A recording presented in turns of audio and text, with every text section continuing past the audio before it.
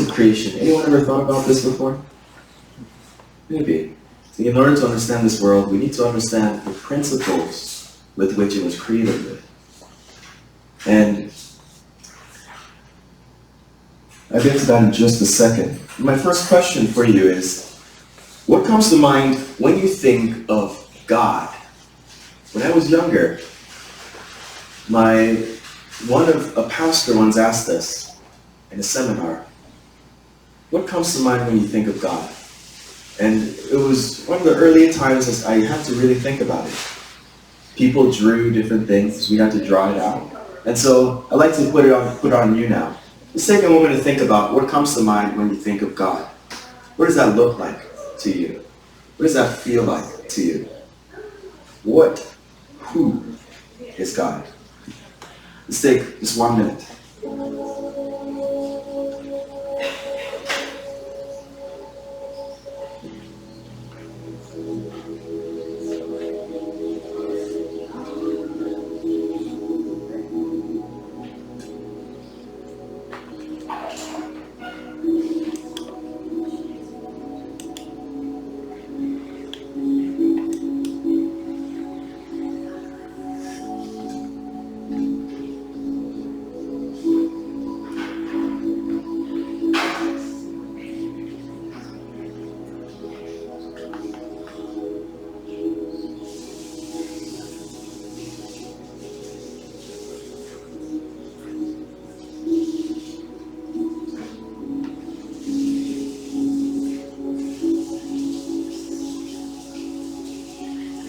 Okay, everyone has an interesting face.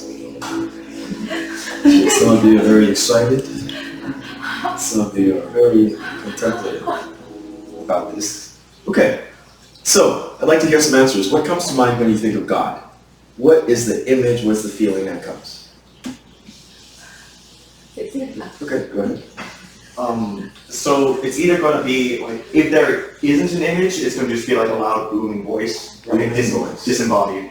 But if there is going to be like, there has to be like a picture, it's going to have to be like the creation of Adam by Michelangelo. Sorry, you know, like the God going out like that, and Adam pointing at like always. But just I see him like that. So that's a figure you see. Yeah, it's old man reaching towards that. Which part of it? Is it the old man aspect or the fact that he's trying his best to reach to that? It's, I think the whole bit of it, like, it's just like, it just really cemented, like, oh, I guess that's God. And like, since a young age, like, that's just been the picture I see. A little bit of both. Yeah. Thank you. Yeah, thank you. Kisa-san? So, when I face some difficulty, help me God, right? So, help me. So, before exam or something like something difficulty facing time, like, I was kind of calling God, screaming God, I need help me. So Savior, A savior. A savior, yes. That's very common in Christian tradition. Anyone else? What comes to mind when you think of God? I would say maybe like at the beginning, maybe like an empty cabinet, maybe like an empty. Think of it like a blank sheet of paper. Blank sheet. Because at the same time, like it could be anything. Like the moment you receive a piece of paper in anyone's hands, they basically already have like a visual like what it's gonna be, what it will be. So, Wow. I think it's like a person's perspective on how they view it. Very interesting. Very, very interesting. What you describe reminds me of different stories that I've read, where people die and they go onto the spirit realm. And they all say that they saw a certain being and that person spoke to them. And this person looks different to many different people. But when you talk to Christians, usually they'll say, oh, that was Jesus, even though he looked different. And so it's, like you mentioned, a reflection of what you want to perceive too, and what you're looking for, what you're searching for. So, I think everyone has a different definition and feeling of God when I was younger, I thought of it as a light. Just a light. Sometimes an old man as well. I think that may be common amongst many different people. I'd like to read the quotes that we ended with in the last presentation. To truly understand ourselves and our purpose, we need to know the essence of our Heavenly Parent, who created us with love. Only then can we live in harmony with His will and fulfill our divine potential. So we ended the last presentation elucidating clearly, in order for us to live in a world of peace and harmony, we need to understand the most fundamental, and I describe it as ancient practice and relationship of a family. So if we can understand that we are one family, that is the biggest step we can take towards world peace. But in order for us to understand that we are one family, a family always has a mother and a father. You can't have a family without a mother and a father. And so, within a family is love. It's unfortunate, however, that sometimes there is very little love in a family. Yesterday in the seminar, in the evening program, we described that if you look at the world around you, you see the people who have repeatedly been incarcerated, people who have unfortunately had encounters with the authorities. Many times, very hardly would you find a child who grew up in a loving home. That is the source of many pain. But yet still, the greatest love can be felt within a family. And when this grows and expands, that's how we can experience world peace. Mother Moon says, without parents, there can be no harmony in the family. This is because parents are the center and origin of the family. Likewise, without you, the parent of humankind, there can be no true peace in this world. This is a prayer that she said. But it's so deep. There is no life without parent. Can we agree on that? There is no life without parents. There is no harmony in the family without the parents. I grew up, like I said, we fought so much in the house with my sister and my brothers. My sister was older than me, she was bigger than me. And she used to beat me up. And I used to try to always fight her, but she was stronger when I was younger. And then I also used to beat up my younger brother. We got into arguments and anyways, I typically won. But why would we stop fighting? Because my brother would say, I'm gonna tell Dad. I'm gonna tell Daddy. And so I don't want to get beat up on my dad. And so we'll stop fighting. Or my mom comes, and then my mom will just embrace one of us, maybe the one who's being beaten up. And I'm not gonna beat up my mom, obviously. And so there was really peace there. Sometimes I'd get in trouble, and my dad is about to punish me, but my mom will protect me. And so it always felt like peace could only be there when my parents were around. When my parents were not there, my younger brothers suffered because I become the king of the house and I am no parent. And so harmony starts in the family, and peace can happen. Without parents, there is no harmony. That's important. And so Mother Moon says, without you, the parent of humankind, that's God, there can be no true peace in this world. We're left like siblings, fighting each other, because we don't recognize our parent. So God, the origin, God is the original creator, the original parent who created out of a desire to love. So when you think of God, there are many who don't believe in God, and many who do. Majority of the world believes in God, but for now, in today's presentation, I want you to think of God as the origin of life, as the utmost being, existence from which everything came. That's what we call the creator. And if something came from that being, that's what we call a parent. A parent is one who nurtures you. A parent is one who brings life about. So let me share a story. This is me in high school. And, well, sophomore year. And at that time I was thinking a lot about the purpose of life. Anyone ever thought about that? Yeah, probably all the time. What is the purpose of life? Why am I here? So, when I was in high school, I was about 14 years old in this picture. I asked my mom, I asked her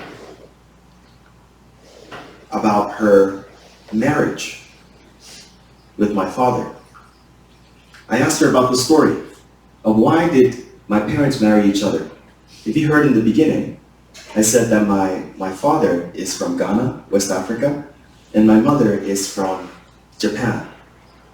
So my mother's from Japan, my father's from Ghana. How did they meet? They never met each other before they got married. So that's interesting. So my mother shared with me a story. In 1991, in Los Angeles, my mother was a missionary coming from Philadelphia. 3 years before that, she came from Japan to be a missionary in America. But in 1991, she came to Los Angeles. And unfortunately, at that time, there was the Los Angeles riots, the LA riots. And some of you may know that the cause for that riot was because of the killing of 16-year-old LaTarsha Harlings. She was a young African-American girl, and it's debatable, but it was shoplifting. And then the owner of the shop was a Korean man. And at the time, there was already tension between Koreans and African Americans in Los Angeles.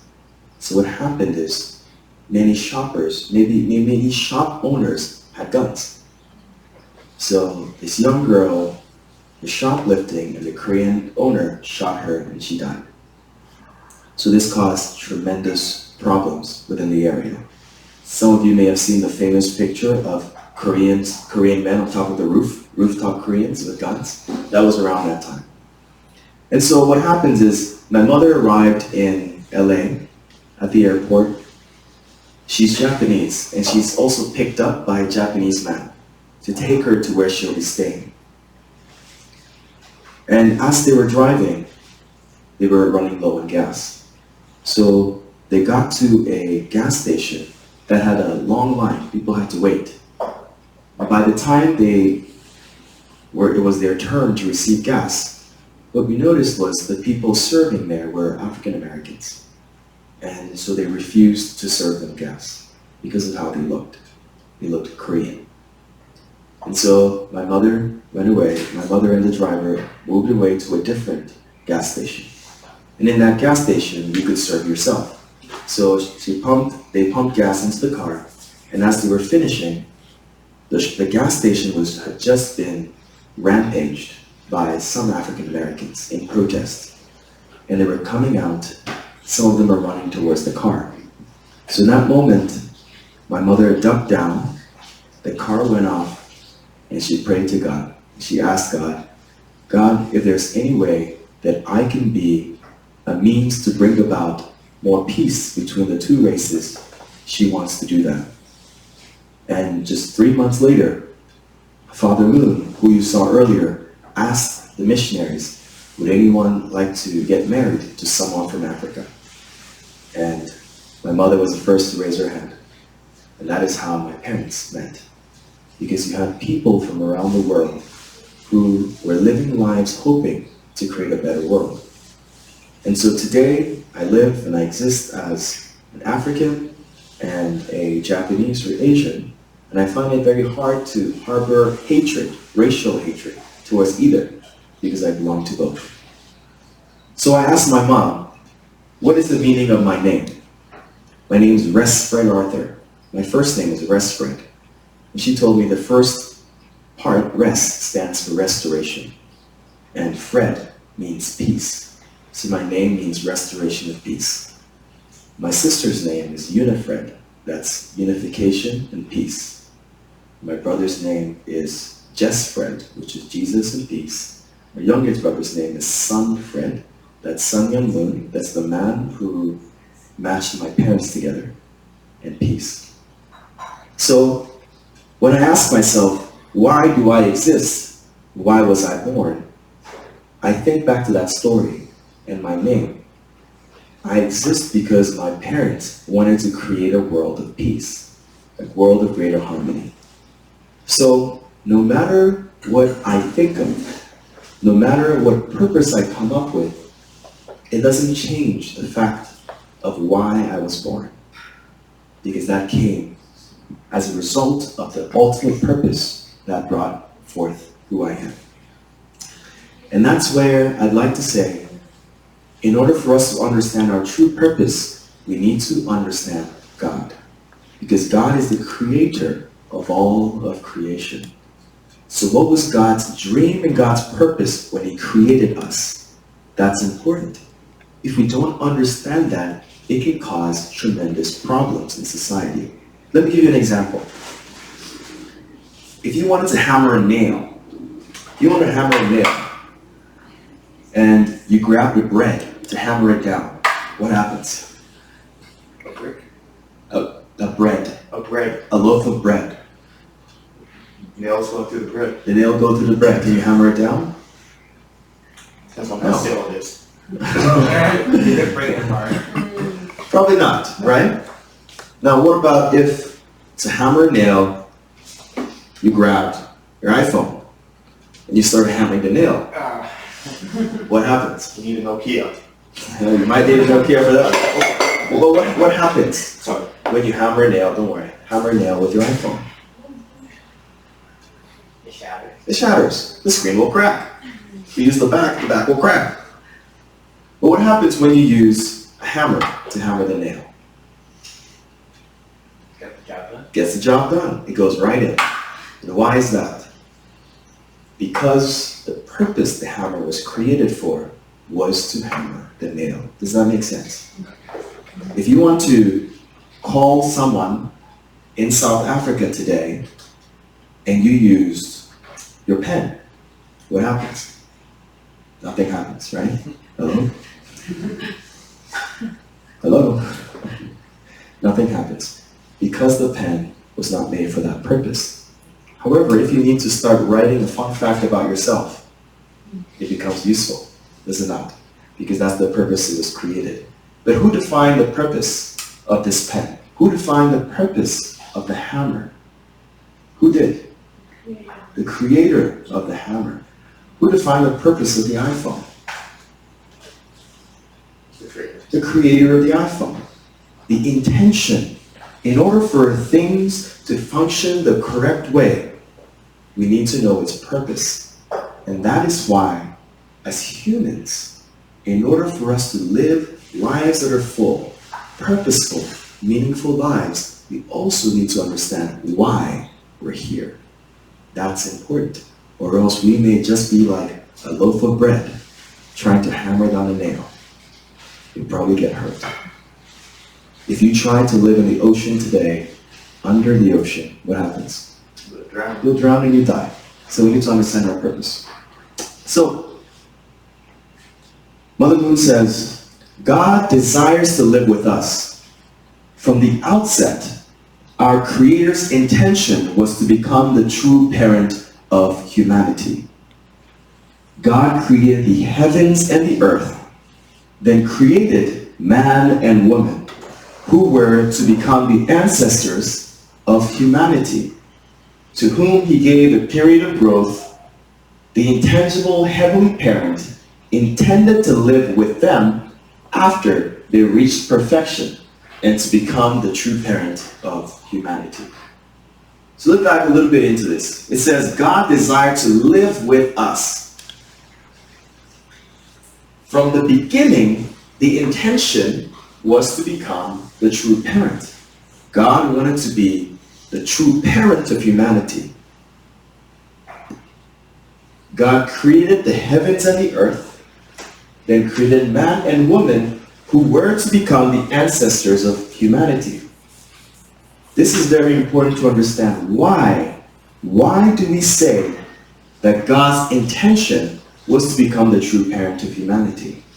It's interesting. But in order to understand creation, we need to understand the attributes of creation. Right, Adrian? We need to understand it.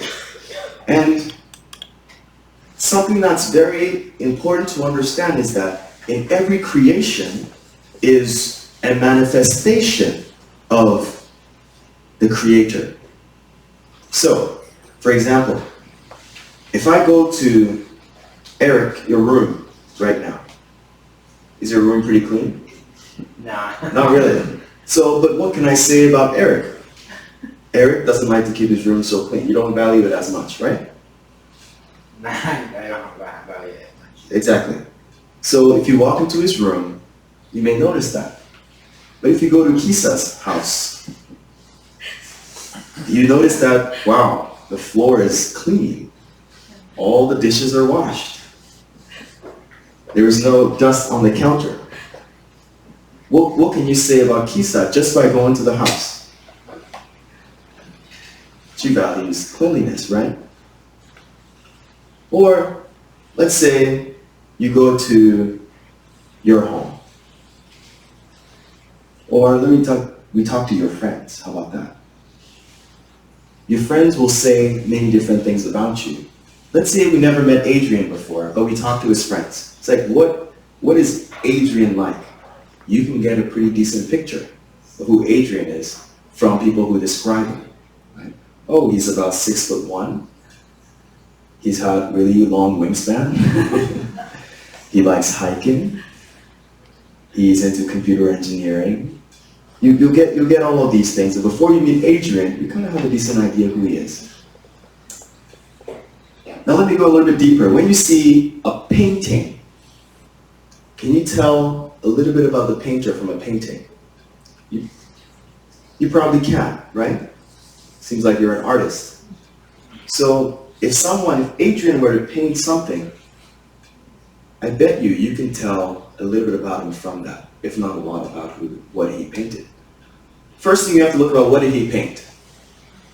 If he paints Pokemon, it means he loves Pokemon, right? But also, if you study art, medieval art, various different kinds of art, like art from Van Gogh, you can kind of tell the mental state of the artist when they painted that. You can tell what they're going through. You can tell the emotions that came about when they started with every brushstroke. Very intentional. And that's why there are people who can stand in front of a painting for hours, just dissecting. There are people who dedicate their lives to analyzing art. And that is how they're able to describe the painter. So, what's important here is creation is a reflection of the Creator. So, if we need to understand God, we don't really have to look far. Look at yourself. Look around you. It's a manifestation of God. So, let me go into a basic attribute of creation. In creation, something we see everywhere is duality. Eric, have you heard of yin and yang? You mean good versus bad? Good versus bad. Have you seen the diagram? Yin yang? Yeah, the circle. Black and white. Exactly. Yin and yang. What we see across all of creation is a duality. There's a positive and a negative. It doesn't have to mean bad, but there are two sides, right? A coin has two sides. This paper has two sides. It can't have one side. right? There is a back of my head. You can't see it, but it exists.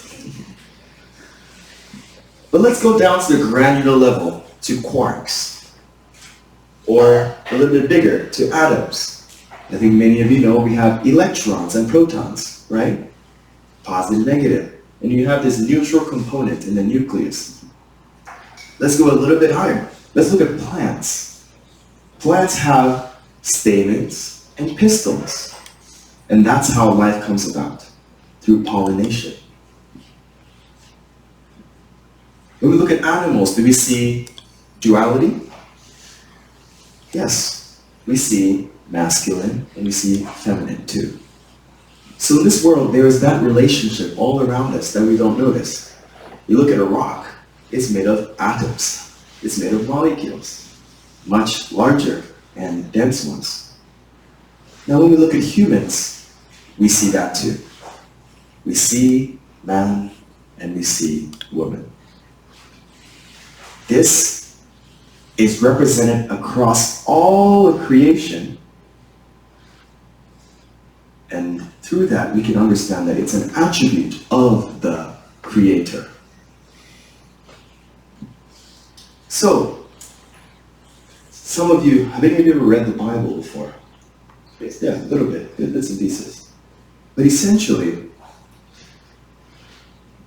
it talks about human beings being in the image of the Creator. That means we are at the pinnacle. What does this mean? When you look at all of creation, which creation is the most advanced? Some would say humans. Some would say humans. I would say humans. Humans have this unique ability to control everything, to think, to reason.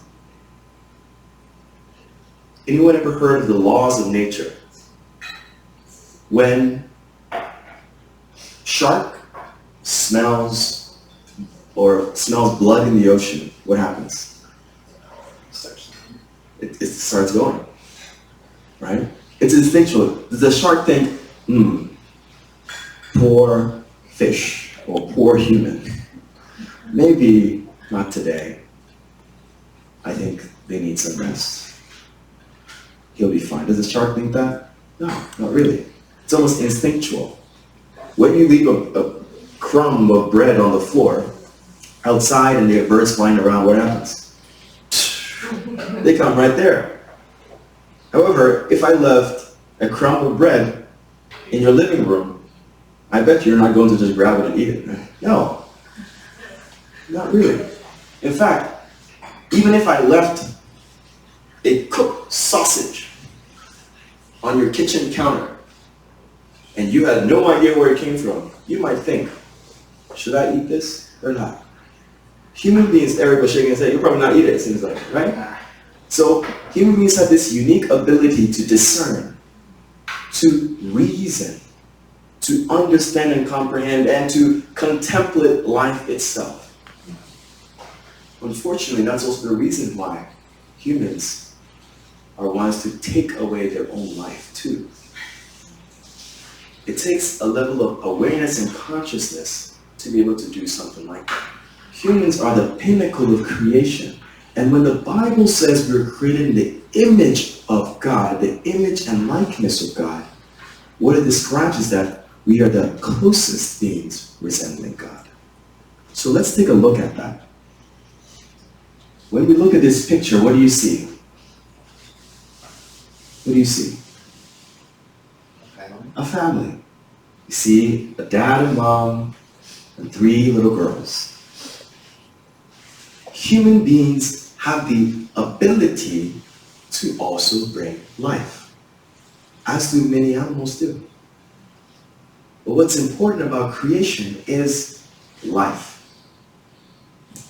And we can see within families an example of 2 beings coming together to have children who resemble them in some way.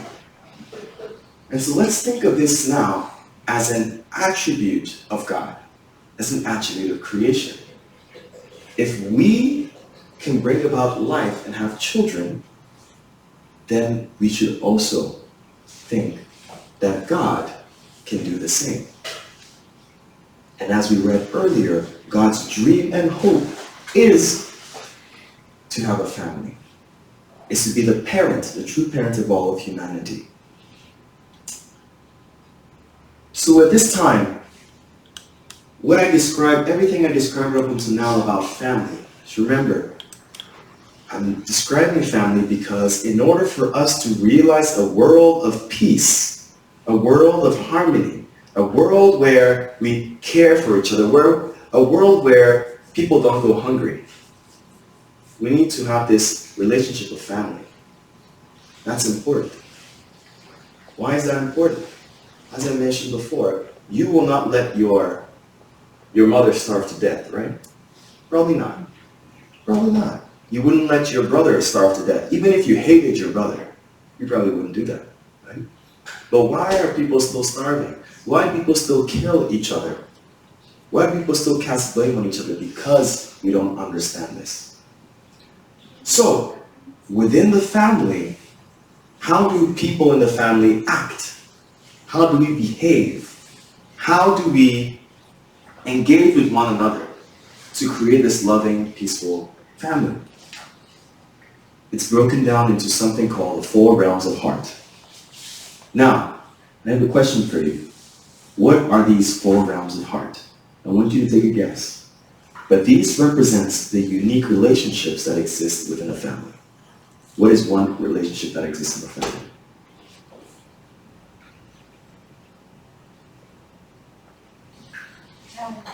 Child relationship. Can you describe it a little bit more? Child and parents? So the relationship between a child, how the child relates to the parents. You can also say the opposite, right? How the parents relate to the child.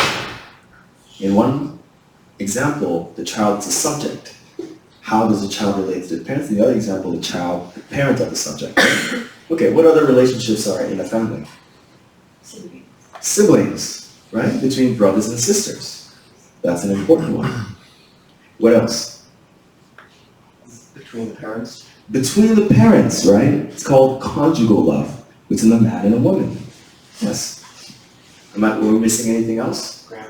Grandparents? Grandparents, exactly. So that's a parental relationship as well. Thank you. So, you all mentioned it all. We have the parental realm of heart. We have the conjugal, this is between the parents. Love between the parents.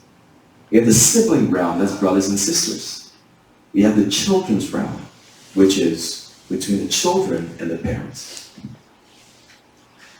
So I'm going to break this down, and I want you to pay attention to this because it explains, we can understand this, we can understand how we can be one family. Because this is the principle of the family being expanded. So children's realm. What is the responsibility of the child? How does the child relate to the parents? I'd like to hear from you. I'd say generally it's like to learn, to grow, and to not die. To learn, to grow, and to not die, right? This stage is so important. Why is this important? When I was in high school, I had to write a paper on, are we born naturally believing everything? And what came out was, yes, when we're born, we are born believing everything. But why is that important? Because if a child comes out, and the child just doubts things, how is he going to learn anything? If you told a child from the moment they were born that this was a spoon, what do you think they'll call this? A spoon, right? That is a child, that's the heart. And I'm sorry to give this example, but my youngest brother, he's 5 years younger than me. There was a time in our childhood where sometimes he'd get really angry at me, because I like to play with his cheeks. So sometimes he doesn't want me to play with his cheeks, but I'm stronger than him, so I just kind of hold him and I just play with his cheeks and he's just crying. I was a terrible brother. But let me describe this. So Many of you know the middle finger, right? In American culture, it's not good. So he might have heard the concept somewhere, but then when I was growing up, I taught him, this is this is what it means. So every time he got really angry at me, he'd go like this. That's what he did. And he did that for 7 years. Every time he'd just keep doing this. The point is that children don't know. Children have to learn. And we are born believing. That's why you get good parents. Because parents can teach you how to love. That's how we grow up. Now, fortunately, they say that if a child doesn't learn basic socializing by the time that they are 5 years old, what does this mean? They are isolated. They are isolated. Exactly. Because if a parent doesn't teach the child to be kind, doesn't teach the child to share, doesn't teach the child to be polite, what happens when he goes to the playground? Nobody wants to play with the child, right? Because the child is taking other people's toys. When I was younger, there was one guy in my Sunday school who always came and kick people. Imagine how many friends he has. Probably not so much, but the child doesn't know. The child doesn't know. And unfortunately, he grows up, and that's the person he becomes. Because if you have no friends when you're 5, when you're 6, unfortunately, it becomes a part of your personality. And so, how we're raised is important. Can we all agree on that? Right. Now let's talk about siblings realm. Now this is an important realm. Why? Because this is how we relate with everybody. Most people. What does this mean? Siblings. Within the sibling realm, you have the position of the older sibling, younger sibling. Sometimes you have twins. But all in all, you know that you're in the kind of same level, right? And what happens when you don't learn how to care for your brother or your sister, the people that you grew up with, when you can't be kind to them, what happens? It's very hard to be kind to someone else in life. And so, ideally, a family has siblings, like ideally. But even if you don't, you still have people at school. That's why it's good to have friends when you're younger. So within this realm, that's where we learn how to love someone who is not me, someone who doesn't provide for me.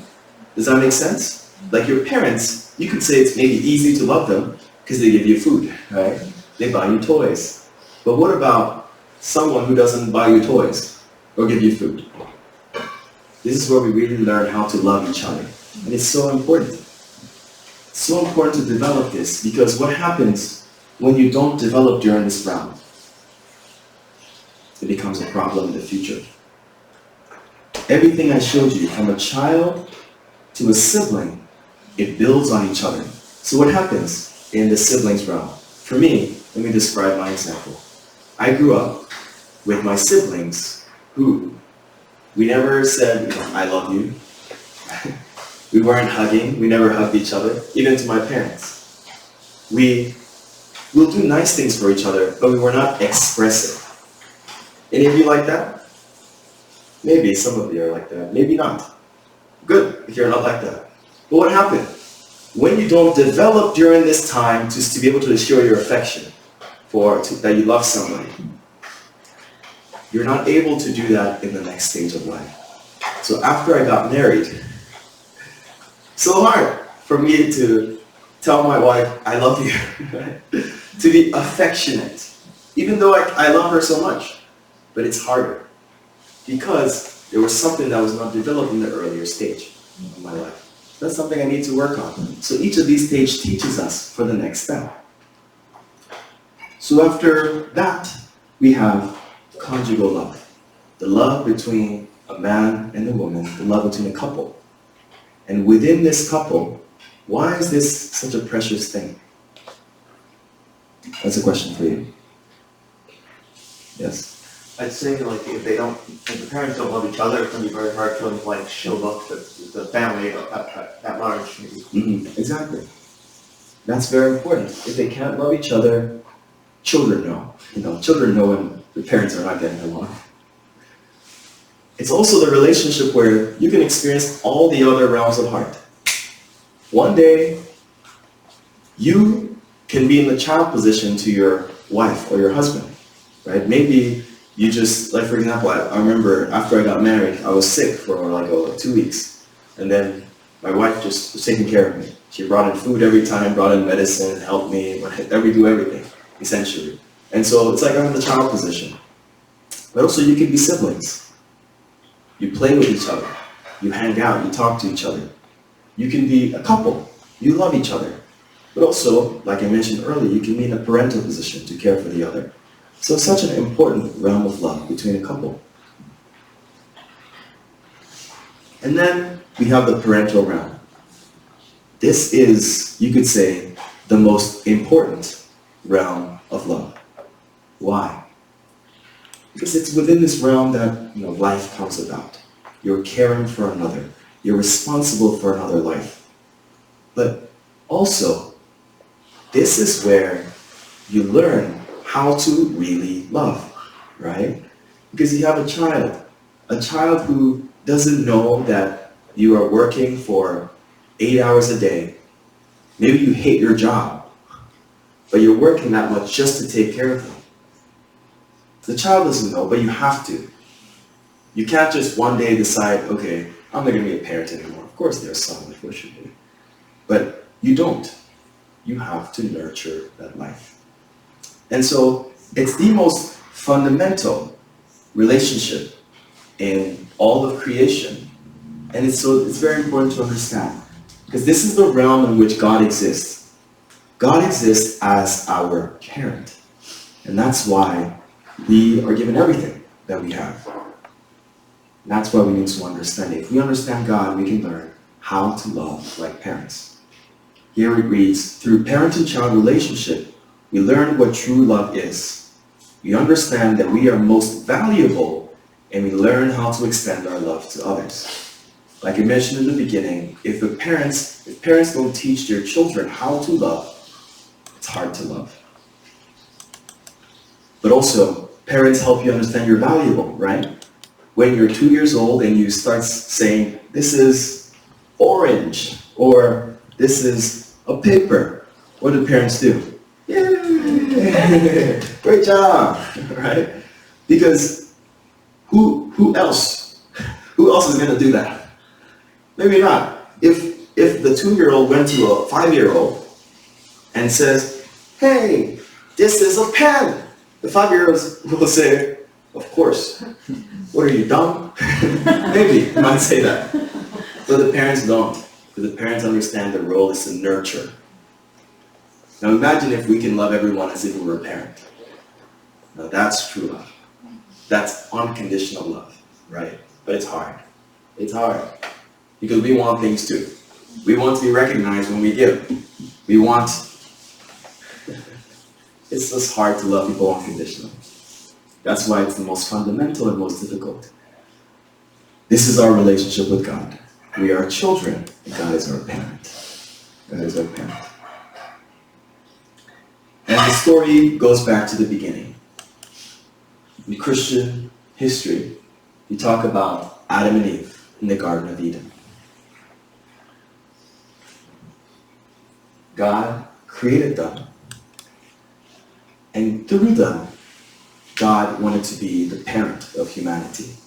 However, things didn't go as planned. Why? Because, as it's written, they fell away from God.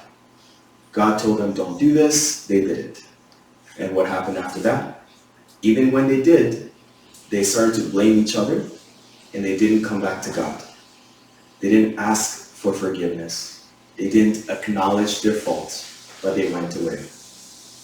And when they went away from God, what happened?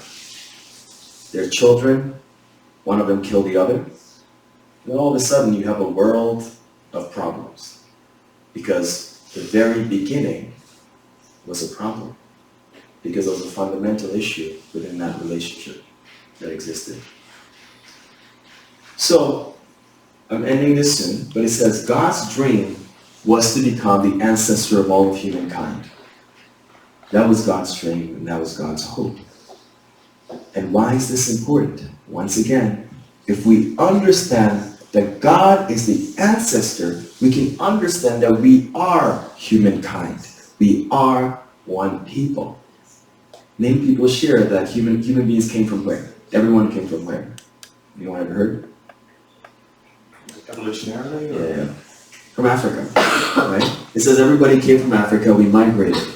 We migrated towards different places. And as a result of it, people started to look different over thousands and thousands of years, right?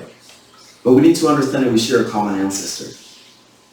Have any of you ever met someone, you found out that you were related? Someone, so, not me, okay, not you. For me, a few of mine, meeting my relative. I met my relative for the first time in Japan last year. And it was so, like, surreal, in a sense. Wow. I went to my grandfather's grave for the first time last year, too. And there was something so precious. A man I've never met in my life, I've never seen, died before I was born. There was just something that just bounded me. So much I recorded the entire thing. I recorded the home they lived in, and I met even the husband of my mother's sister, who had passed away from cancer. He drove us around, he treated us to tea. And there was just this connection that I felt. If I didn't know he was my mother's sister's husband, it would just be, this is just a guy who's driving us around. It's just that unique connection. And so we really need to open our eyes to see beyond 3 generations, beyond 4. How about 1,000? How about 100,000 generations? Maybe that's when we'll really see that we are one people. So this fundamental relationship starts with God at the top. And then you have man, woman, and children. How can God be the ancestor of humankind? God can be the ancestor of humankind when a man and a woman come together in a relationship centered on God, not just themselves. We see from the story of Adam and Eve that it was just centered on themselves. So what happened? God was cut away. So in order for us to be able to create a world where create a world of peace and harmony, we need to restore this relationship where God is at the center as our ultimate parent. We call him the heavenly parent. And then you have man, woman, and children who are born under this relationship. Then we can understand that we are one family. Even though you never met your 100th great grandfather, God is still so close. And if we can understand that God exists, what would this look like? It will look like multiple of these, everything connected to God. God is our parent. So like a tree root? Like a tree, exactly. That's what it looks like, with God being at the beginning and we're like the branches. And someday we'll have branches, further branches. Anyone ever seen a tree that has lived for 1,000 years? Oh, it's huge. It's huge. It's huge. And so that's what we call the 4-position foundation. The 4-position foundation is this fundamental relationship in the universe that if we understand, can bring about a world where we recognize that we are one family. So that's it for this presentation. Thank you very much.